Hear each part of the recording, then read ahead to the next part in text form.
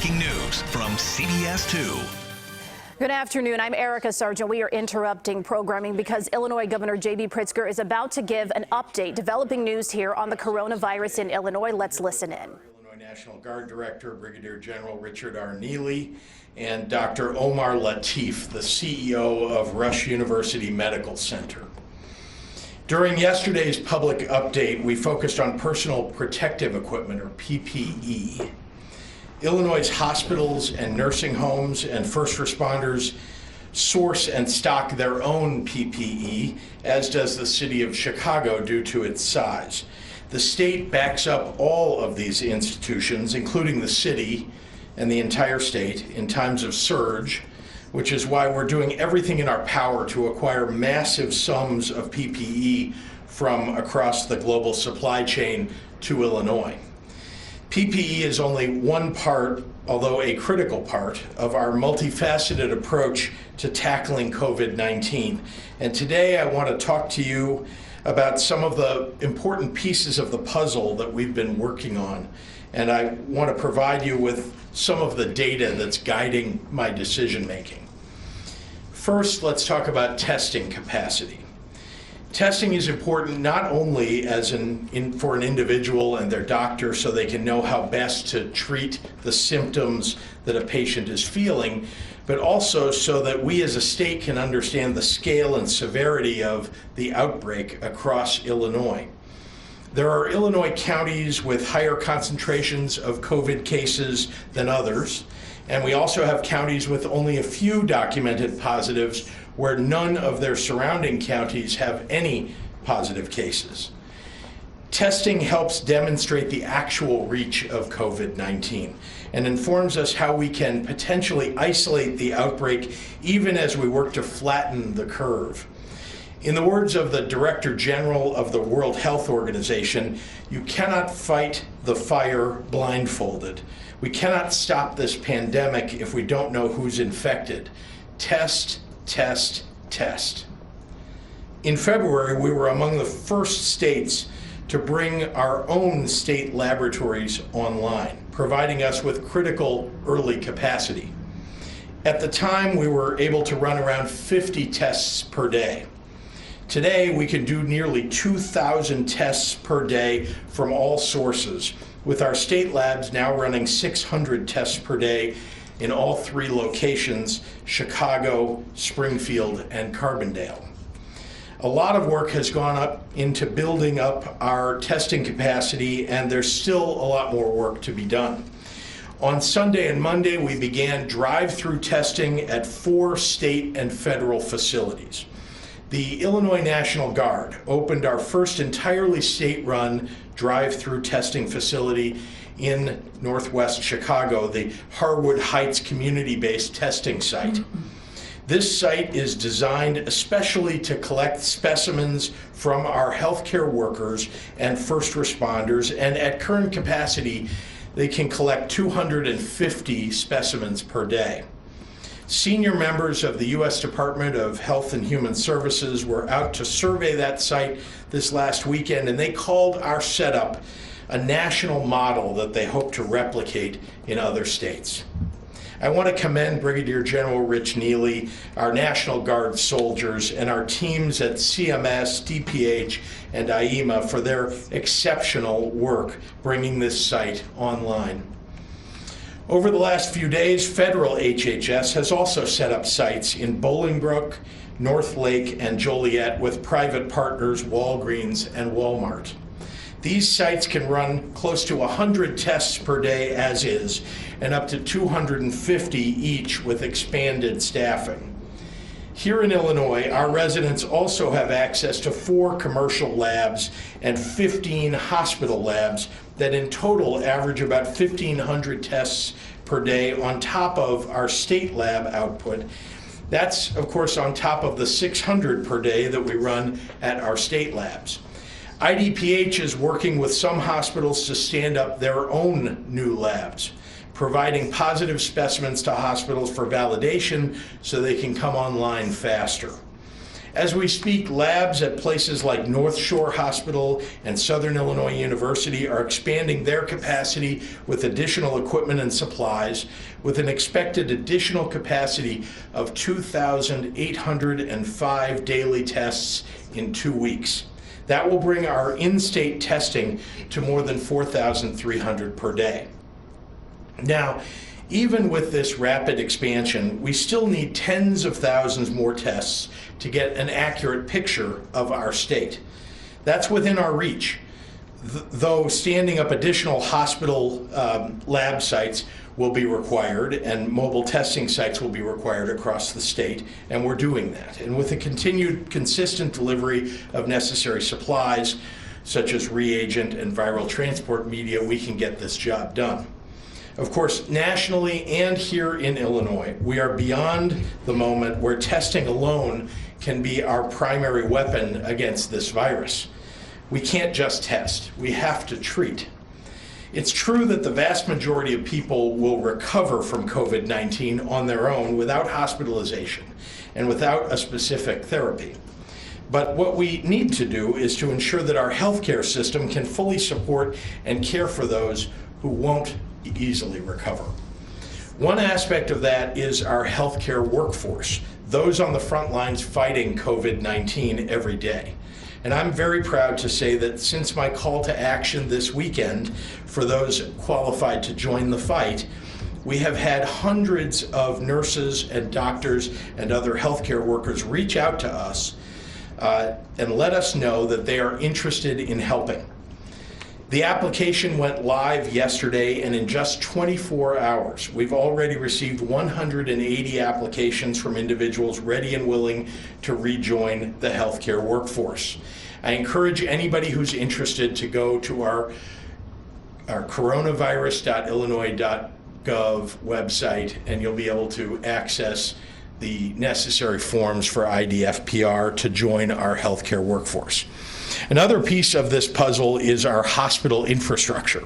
Right now in Illinois, we have about 26,000 non-ICU beds, of which nearly 13,000 are currently available.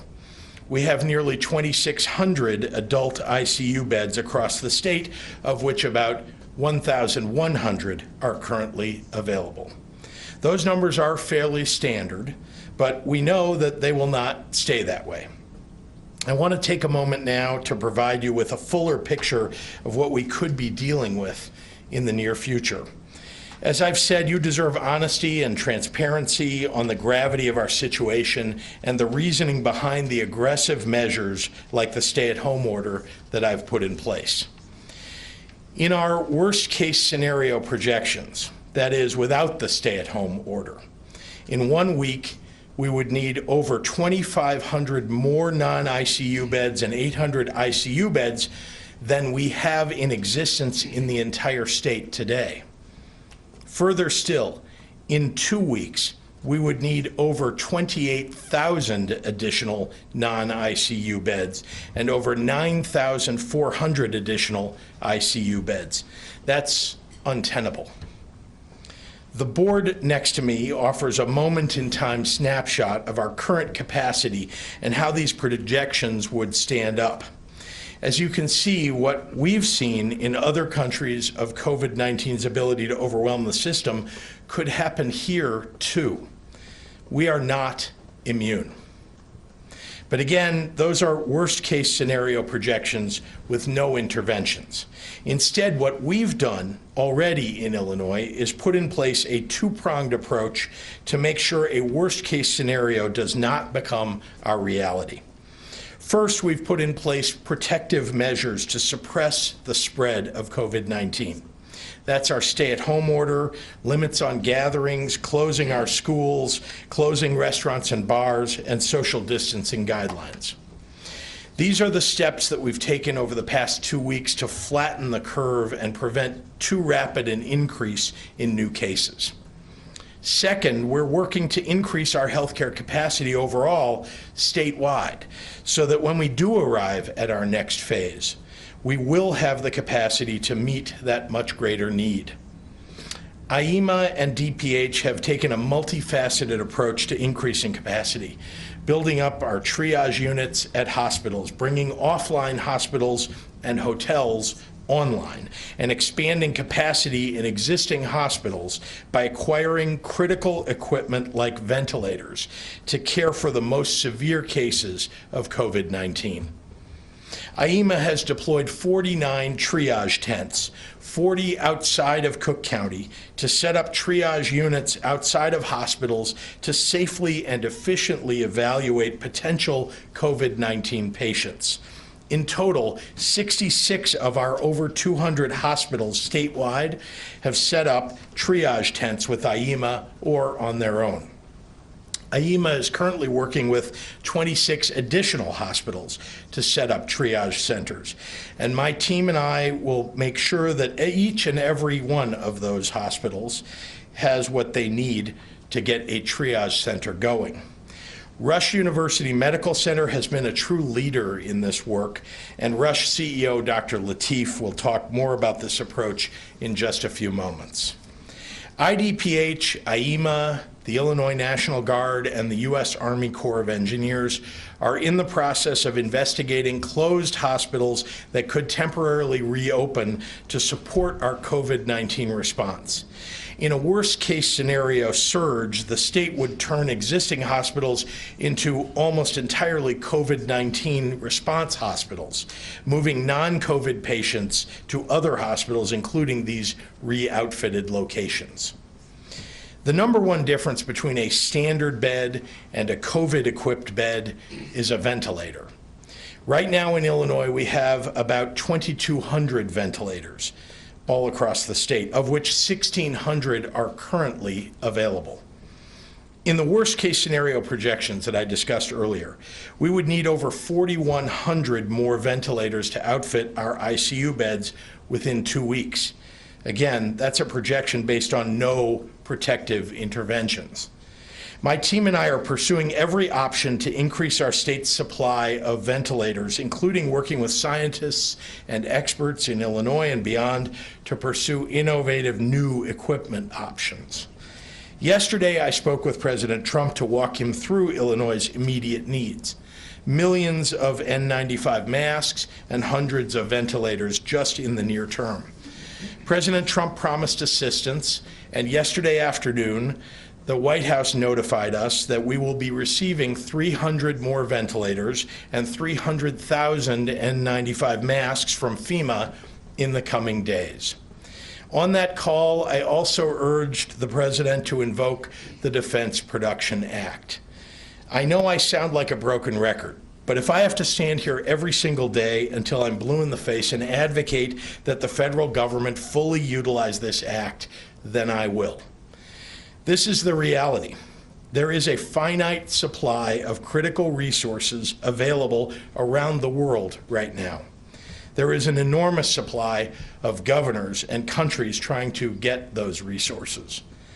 We need the full might of the federal government to obtain and allocate things like ventilators and PPE. I know there are businesses out there right now working on turning production toward these critical needs, and I've been vocal about how grateful I am to the manufacturing community, for the most part, which is stepping up to try and help. But there is no way that these companies can ramp up fast enough to get us everything that we need in the time that we need it.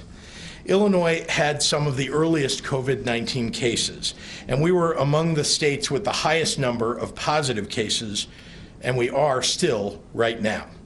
We need to be a priority when it comes to ventilators and N95 masks especially. Of all the reasons that the federal government exists, this is the most important and the most basic. We are on a wartime footing right now, and we need an allocation of resources to the front lines that prioritizes where the battle is being waged most aggressively.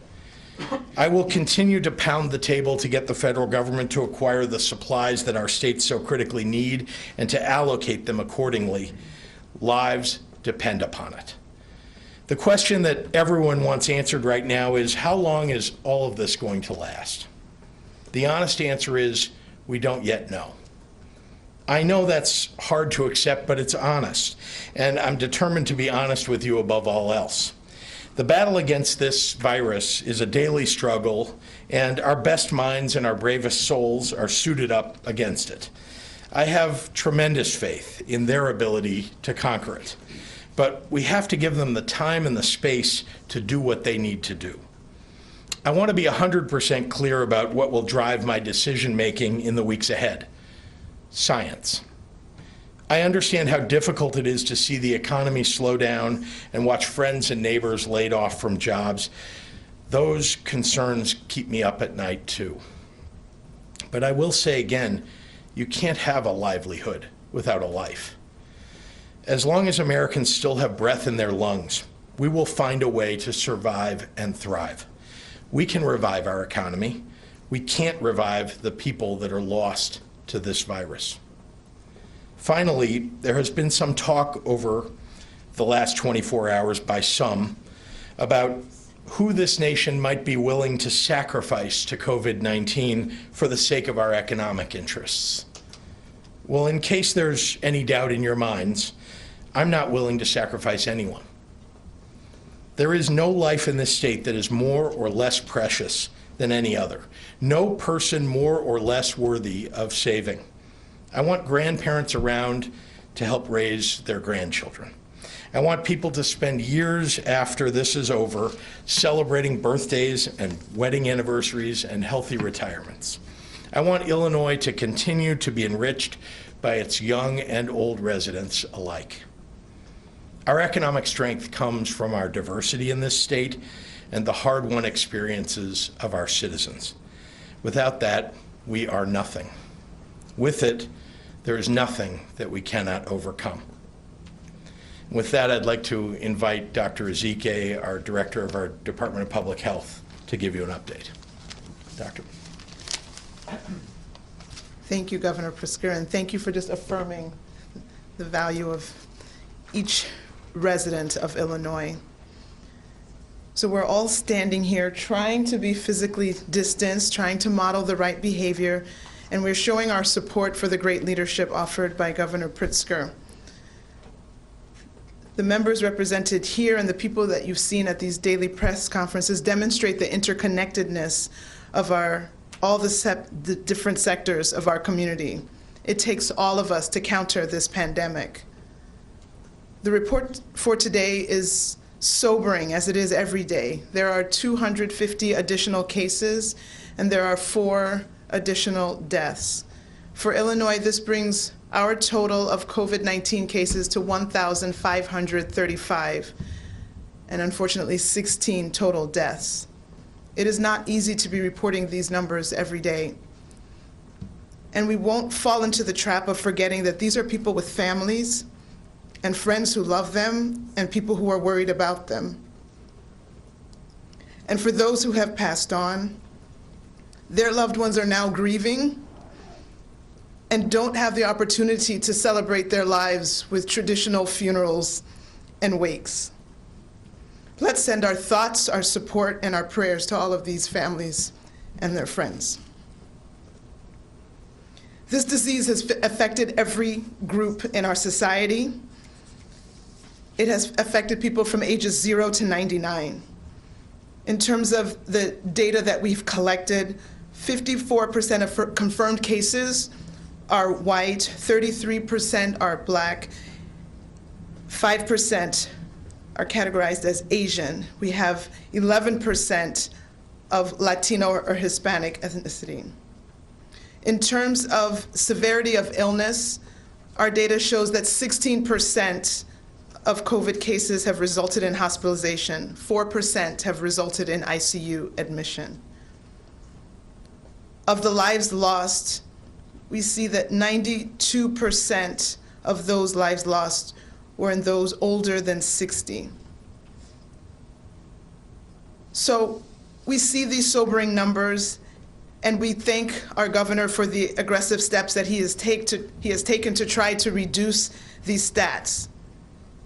He's talking about all that is being done to increase hospital capacity so that we can care for all those that are suffering the most serious illness.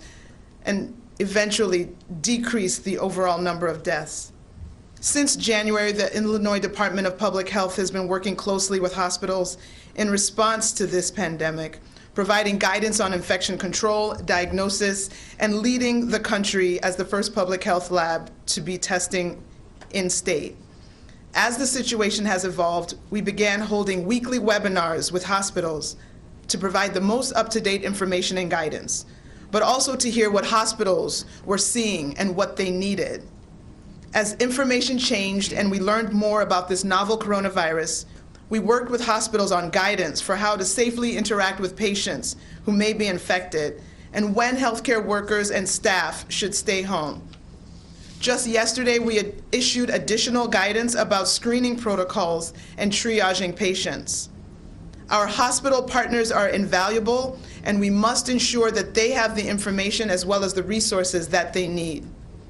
This virus is causing hundreds of thousands of hospitalizations across the globe and thousands of deaths, and we need everyone to understand how severe the situation can be. Let's keep doing our part to help end this pandemic. Continue to stay home. Keep washing your hands. Stay away from hospitals and nursing homes. Let's do everything we can and prevent as many deaths as possible. Now I'll summarize my comments in Spanish. Todos estamos parados aquí tratando de estar socialmente distante y ser un ejemplo apoyando a los esfuerzos del gobernador. Nuestra intención es mostrarle que todos tenemos ser nuestras partes. Las noticias de hoy son que hay 250 casos y 4 muertes adicionales. En Illinois hay un total de 1,535 casos, incluyendo 16 muertes. No es fácil compartir esos números.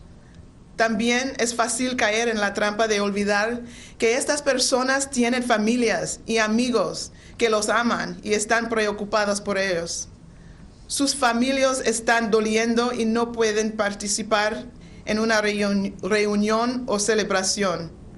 Mandamos pensamientos, apoyo y oraciones a todas las familias y amigos. El gobernador habló sobre todo lo que se está haciendo para crecer la capacidad del hospital para atender a las personas más enfermas.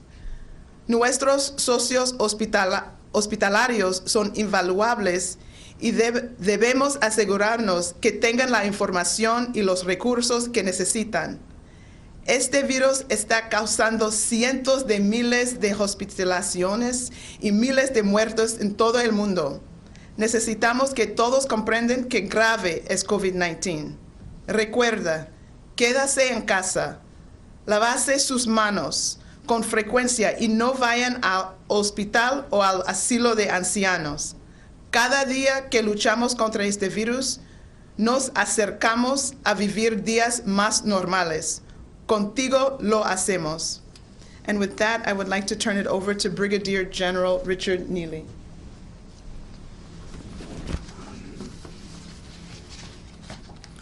Good afternoon.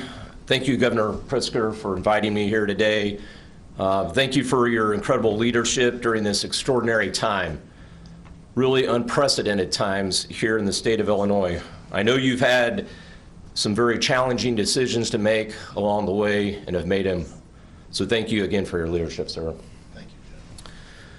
The Illinois National Guard is extremely proud to be part of the team combating the spread of COVID-19. And it's my honor to work closely with so many professionals across the state, local communities, and at the federal agencies. Of course, starting with my long-term friend, Alicia Tate-Nadeau, Director of the Illinois Emergency Management Agency, as well as Dr. Ezike for the Illinois Department of Public Health, each of whom have shown extraordinary professionalism and strength while addressing this unprecedented threat to public health.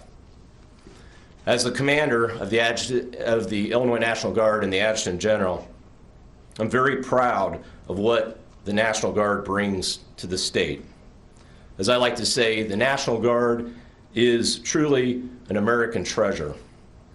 as we have two jobs, one for the Department of Defense and one to support the state as well as our communities that we live in. As a reserve for the United States Air Force and the United States Army, the National Guard is an extremely capable organization that's able to fight America's war, but also support our communities, states, when the governor calls. There is no other organization like it. In times like today, when the National Guard is activated, we tend to get a lot of attention. Men and women in uniforms like I'm wearing today, camouflage, large vehicles rolling down the street, draws a lot of attention. As citizen soldiers and airmen are called to duty, people that are your neighbors, your loved ones, your co-workers that live in your community, when they're activated, you hear about it. And they have been for COVID-19. As we discussed yesterday, and the governor's discussed several times at this podium in the last few days, the National Guard has been the subject of recent rumors that we were performing some type of policing action to enforce a quarantine. Well, let me repeat again today that the Illinois National Guard is not bringing weapons and not enforcing quarantines. What we are doing is bringing approximately 115 personnel of the medical profession, as the governor spoke of earlier, to support things like drive-through testing. We have physician assistants, doctors, nurses, as well as logistic support, folks that are out there on the front line helping our first responders doing testing in our communities.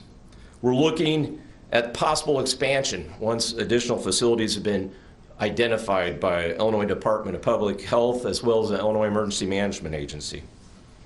We've also had a team that supported the expansion of possible hospitals, a team of individuals with engineering background with specialties like electricians and plumbers and HVAC specialists, structural engineers that went around and looked at recently shuttered hospitals that could be reopened, as the governor referred to earlier, as well as assessing possible hotels for expansion. Additionally, we're working closely with the Illinois Emergency Management as well as the Illinois Department of Public Health to support the distribution of the personal protective equipment, the PPE that we've discussed so many times. As the governor discussed yesterday, there is a lot of large shipment arriving this week. And so the Illinois National Guard is getting in position to support the other agencies to ensure the logistics for the delivery of this important PPE out to our first responders. They'll be repackaging and helping with the shipment as well as working with the Illinois Department of Transportation. Our team is continually growing daily as we look for ways that we can continue to support the hospitals and the first responders who are really on the front lines of this response. We're here to support them. And today, not only do we have approximately 200 Illinois National Guardsmen and women engaged in this fight, we also have about 1,200 members deployed around the world defending our nation. As a part-time force, we are very busy.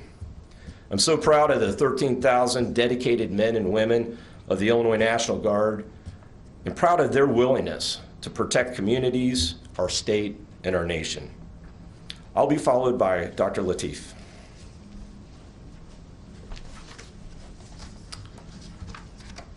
Thank you. This has been an incredible period in our history as a nation, state, city, and hospital community. I want to thank Governor Pritzker for his leadership and his willingness to take and make medical tough decisions. I want to thank the leadership of the city of Chicago for pulling people together to break down silos so that we can work as a city, the best city to face the challenges that we are facing. Chicago is a strong city, and all our hospitals are made up of amazing people.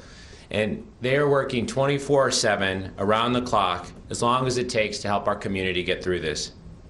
It has been 3 weeks since we formed a command center at our institution, based on the recommendations of infectious disease experts from all over the world. We must learn from the experiences in other nations and cities so that we don't overwhelm our system and people that should not die because they don't have the resources that they need. There is no room for arrogance and hubris in healthcare, only humility to be taught from lessons learned from some great European cities. Like all of you, we hope that the intense mitigation and containment strategies are effective in decreasing the spread of this disease. Now is not the time to abandon the only measures we know will help protect us. These are to wash your hands, to shelter in place, and to practice social distancing. We are in a city where COVID-19 is actively spreading through our neighborhoods today. But even as we hope these measures will bend the curve of infection, a curve that by now you are all tired of looking at, Rush and our partners in healthcare in our community must be ready for a major surge of COVID-19. Chicago hospitals are coming together to take the lessons learned in both Seattle and New York to provide the best care we possibly can with whatever resources we have. We have spoken to iconic doctors and hospitals that are overwhelmed and listened carefully to what is happening so that we can be as prepared as we can possibly be. We all need materials to keep this going and protect our public and our staff. 3 limitations currently will exist in our ability to serve this community. Beds, as the governor has mentioned and many conferences have shown the need for beds in our city. Supplies, we can have beds, but without personal protective equipment, it will be nearly impossible to take care of patients. Same with the ventilators that we desperately need. And staff.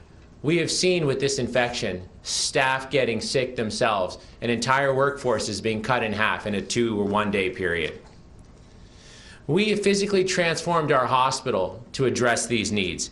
We've expanded our emergency department. We've transformed entire units into COVID hospitals, like mini units that are designed to take care of patients, specifically with this disease.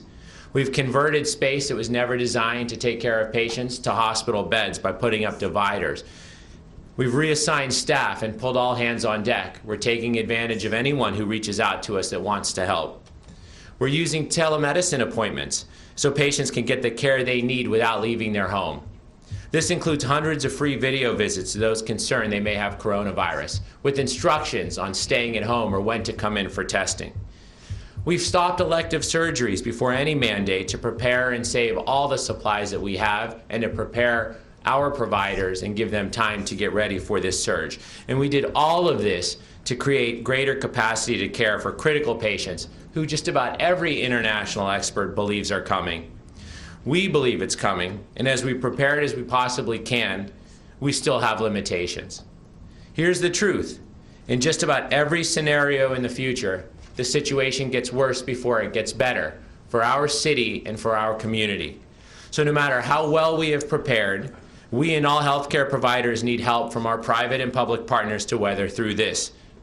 To keep up the fight against this disease on our front lines, we need the supplies that we need. So we would ask for continued support of our state and local government, which have been incredible partners. With the commitment of the state and federal government, as well as private insurers and payers, Chicago will have the resources to continue this fight, and I firmly believe we will win. Medicine is a calling, and all those in healthcare have a mission to take care of everyone. And everyone who gets up and works in healthcare in every hospital in this city is facing this outbreak are heroes. I am honored to work alongside with them every day. I think I can speak for everyone in healthcare right now when I say that we know people are depending on us. As you are depending on us, we are depending on you. We are depending on you to remain in place, the shelter in place. We are depending on you to maintain a social distance, and we are mostly depending on you to wash your hands. Thank you, Mr. Governor, for your leadership. We firmly believe in healthcare. History will look back on these moments and recognize the sacrifices we made for the health of our population, of our community, of our entire city and our state. I now would like to welcome Governor back up to take questions. Thank you, Dr. Lateef.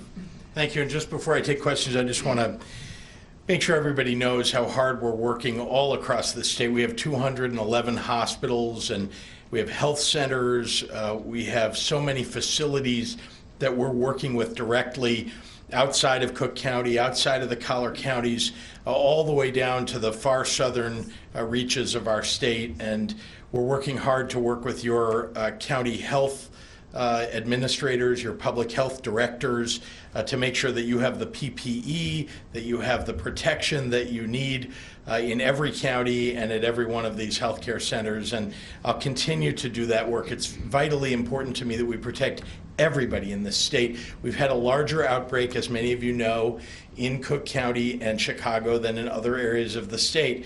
But it is coming to every county. It's been now, I think we're in 26 counties, I think so far. Are we at 31 counties. We have 102 counties. Just 2 weeks ago or so, this was only in 1 or 2 counties.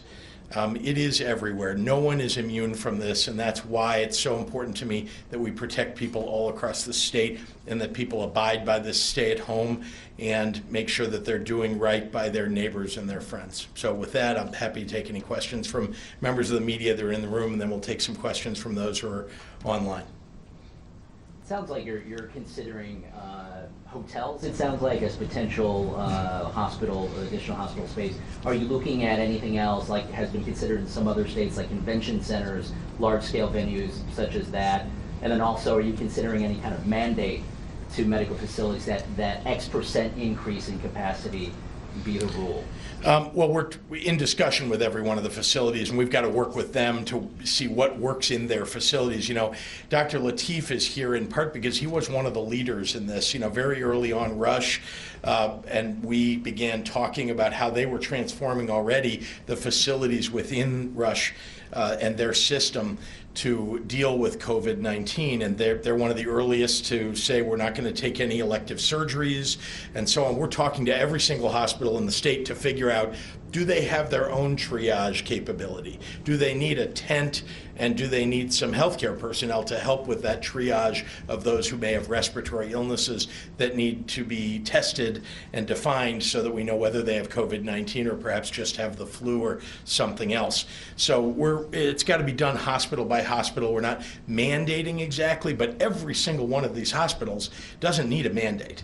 They know that they're going to get a rush of patients. They know that we need to prevent as much as possible people from showing up at the emergency room, and when they do show up, that we keep them separate, people who have COVID-19 or any respiratory illness that might turn out to be COVID-19, from mixing in with those who may just be there because they have a heart problem or some other thing that will land them up in the hospital or in an emergency room. So I'm very, I'm very confident, I must say, that the healthcare professionals at these many institutions are doing the right things to build up capacity. And of course, we're working right alongside them to make sure we maximize that. Other than hotels, any other non-hospital venues you're looking at that would be suitable? And again, I would just point out about hotels, the question about hotels, and this is all across the state. You may have heard the mayor of the city of Chicago talking about hotel space in the city. We're talking about the other 101 counties too, and outside in Cook County, outside of the city of Chicago.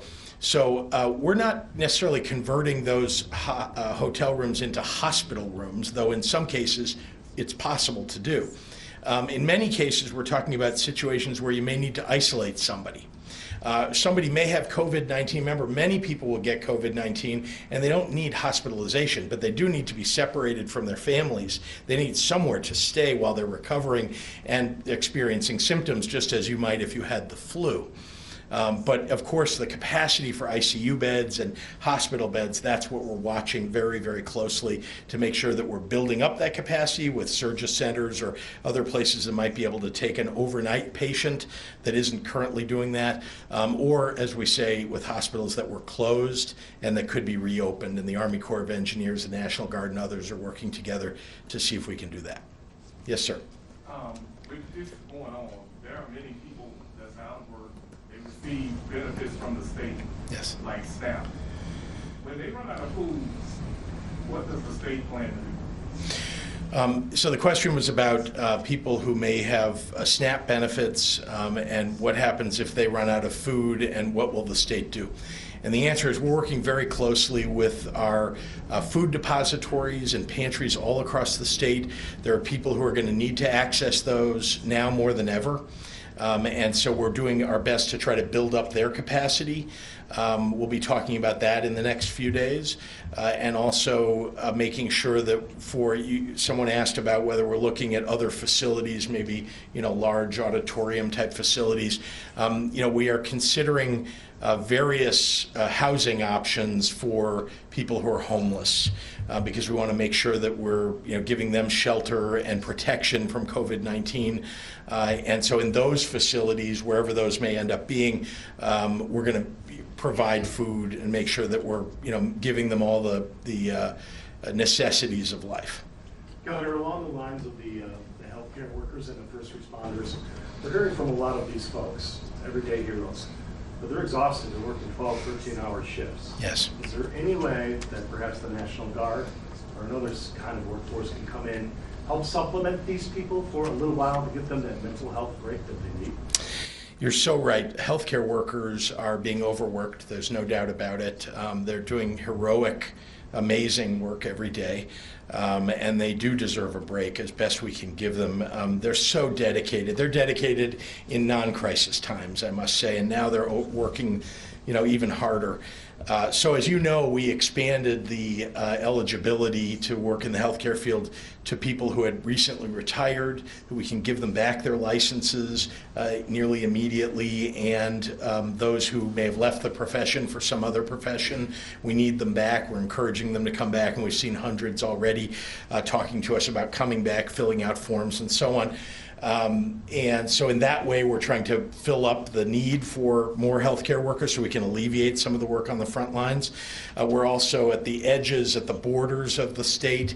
We're allowing people who may work as healthcare workers in other states but may live in Illinois, or they may live on the other side of the border and may be willing to work in Illinois. We want to make sure they get licensed in Illinois. It's a reciprocity for those folks.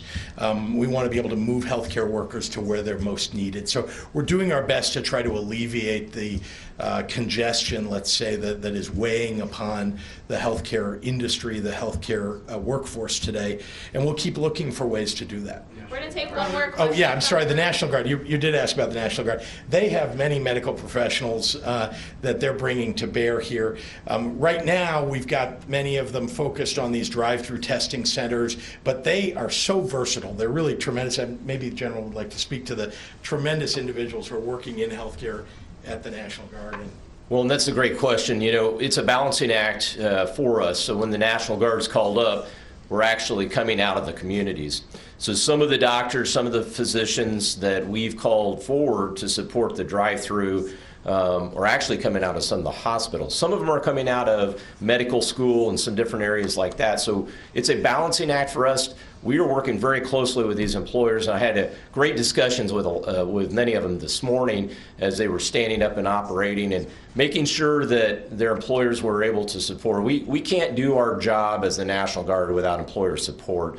And we understand that some of these vital medical folks are being pulled out of some of the hospitals and that. So we're trying to balance that and make sure that we're not pulling too many and that we're able to put that at the right balance. And what we have usually, when we start look at things like hurricanes and that, they strike a portion of the country, and sometimes we can go pull from another state, pull capability.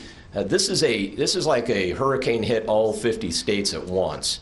And so now we're really, working on what we have within our borders as the Illinois National Guard and that capability. So we're working hard to make sure we're balancing and we're providing that support where we can, bringing unique capabilities to support those frontline first responders.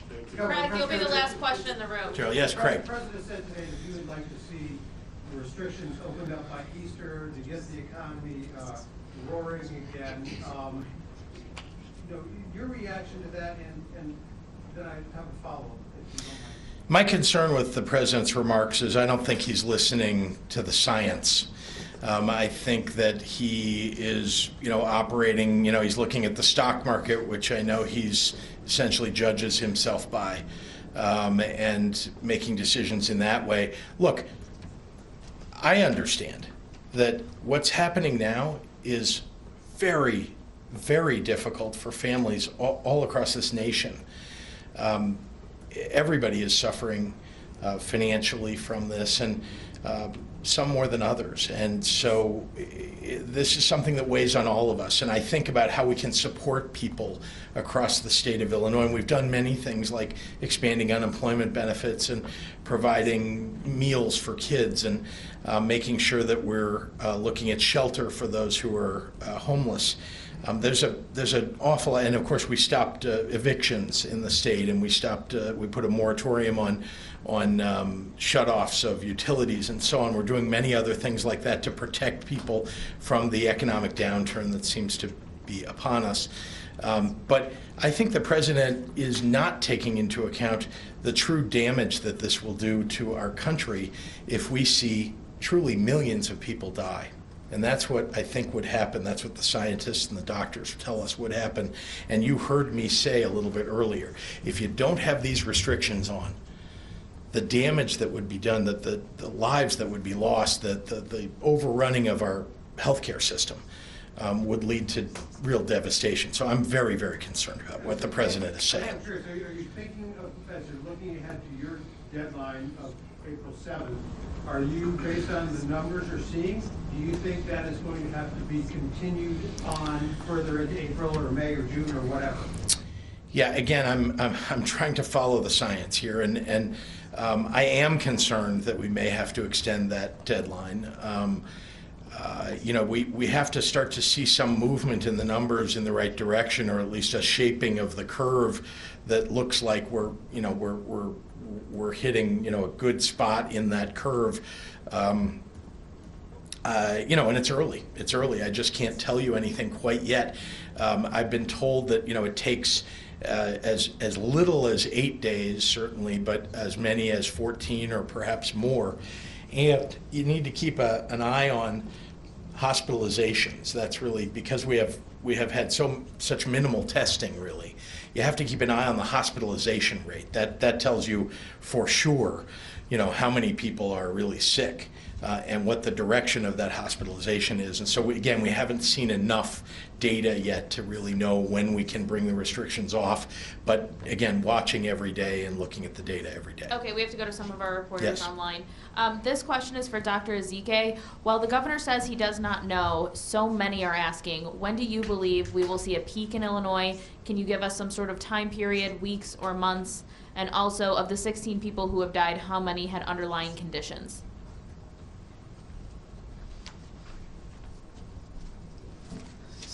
So I think in terms of the first question, in terms of actual prediction of timelines, I think it's not wise for us to try to put timelines together. We have models that we are using, predicting at least in the near future how we expect the cases to increase, and it's that important information that we're using to talk with our hospitals to figure out the surge capacity and what's necessary. So part of it is dealing with the here and now and making sure we can look out 1 week, 2 weeks. Again, the measures that we institute now, the measures that have been instituted by the governor in terms of the canceling of mass gatherings, school closures, and the shelter at home, all of those are actually changing, hopefully, the trajectory. So what is predicted in the absence of those mitigation strategies is hopefully not what we'll see at all. So every day, the actual curve is actually changing, and so what would have been predicted maybe 3 weeks ago is not what we see now.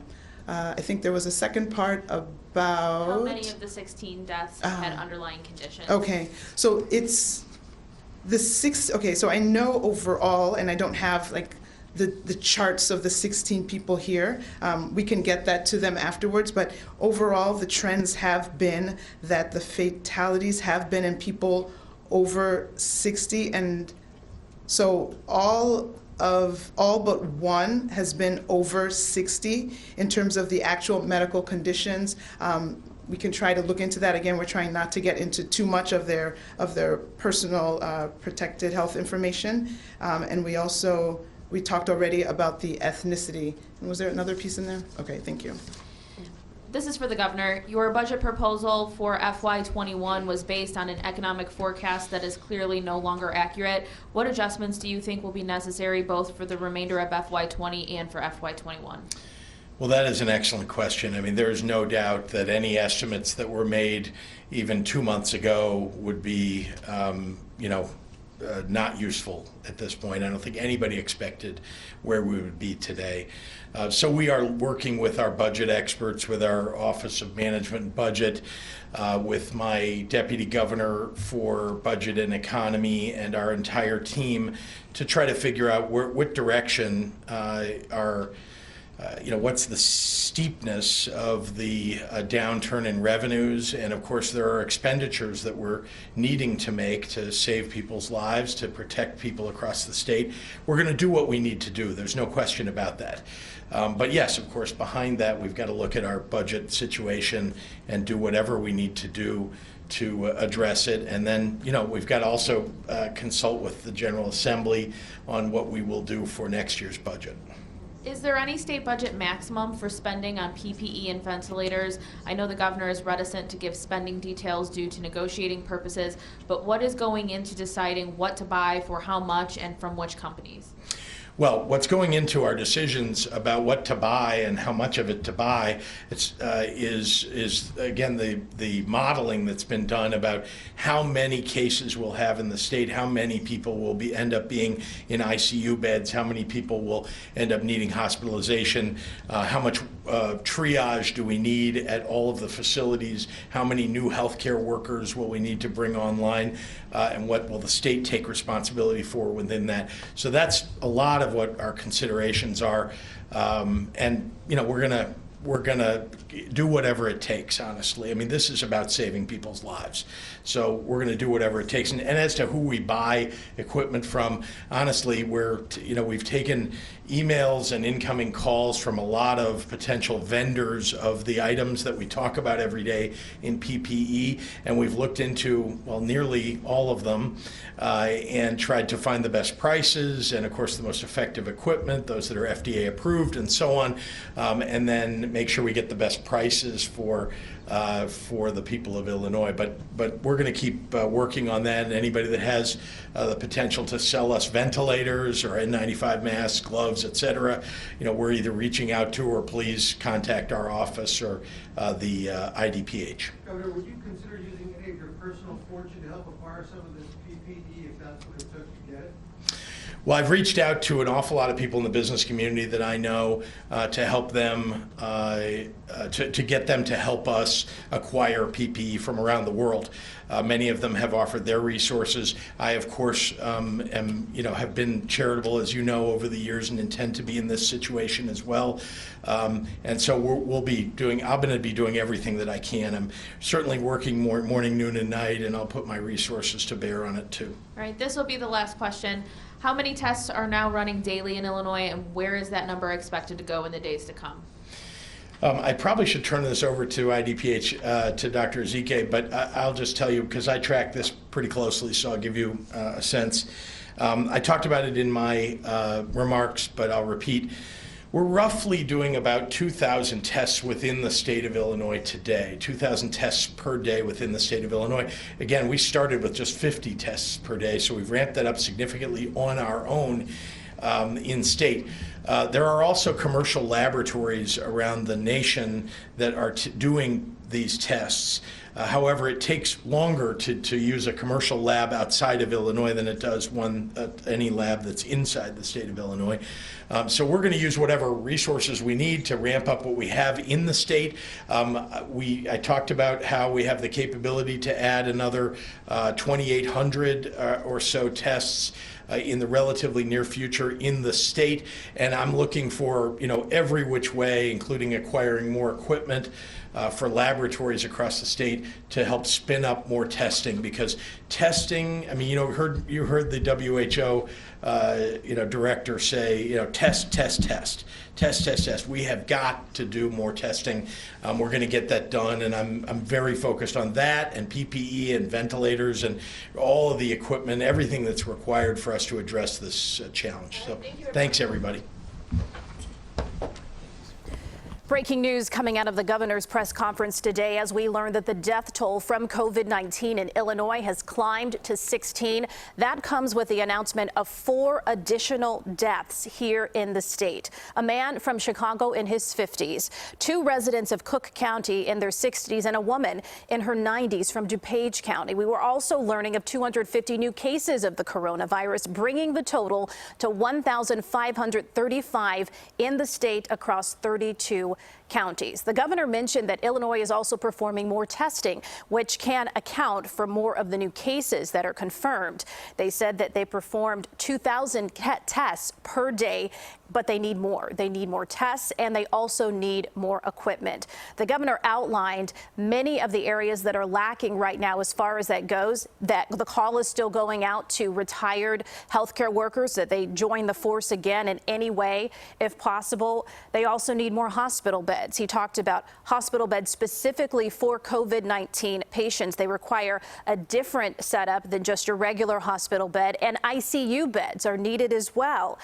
They also talked about ventilators. He says right now they have 2,200 total in the state with 1,600 available. But we saw some charts that he put up, and he spoke about how as this escalates, there will be more people needing them than the supplies that we have.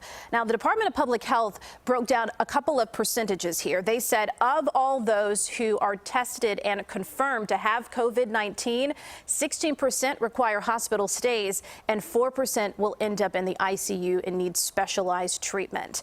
The governor yesterday spoke about a call that he had with President Donald Trump. He actually reached out to the president, and then within a few hours, he said he heard back from the president, and it seemed to be a different communication that they've had in the past. Instead of it being antagonistic, he said that he asked for more equipment, and President Trump said he would work to get it. We heard in the news conference today that FEMA will be sending more N95 masks, 300,000 of those, and 300 more ventilators. So he seems to believe that there is some progress here, but the governor is saying it's not enough. Lives depend on us getting more supplies, more healthcare workers out there for the cases that will continue to rise.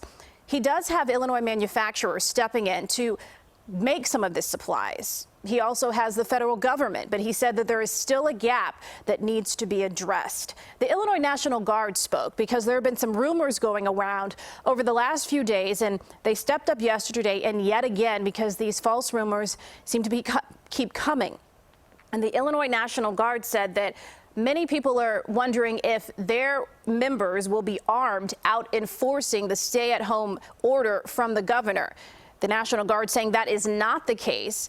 Those officers will be helping in many ways, but that will not include armed enforcement. The Mayor Lori Lightfoot mentioned yesterday that more Chicago police officers will indeed be out in uniforms enforcing that stay-at-home order. That is where we will see those resources coming in. Now, as I speak, we're getting ready to stand by for an additional news conference coming up from interim Chicago Police Superintendent Charlie Beck. He will speak more to the officers, the protections that they should be providing for those officers, and perhaps the allocation of resources. So we will bring that to you as we get it. The Department of Public Health was asked a question there toward the end about a timeline for COVID-19. Where could we be months from now, a year from now? And she said it's not wise at this point to put a timeline on it because it's ever evolving. She said what they saw as far as a curve even 3 weeks ago has changed drastically, and they're really looking at 1 to 2 weeks preparing for what lies ahead for Illinois. We will continue to bring you the very latest on the governor, the Illinois National Guard, and Charlie Beck, the superintendent, as we get it. For now, we return you to regular broadcasting. This has been breaking news from CBS 2.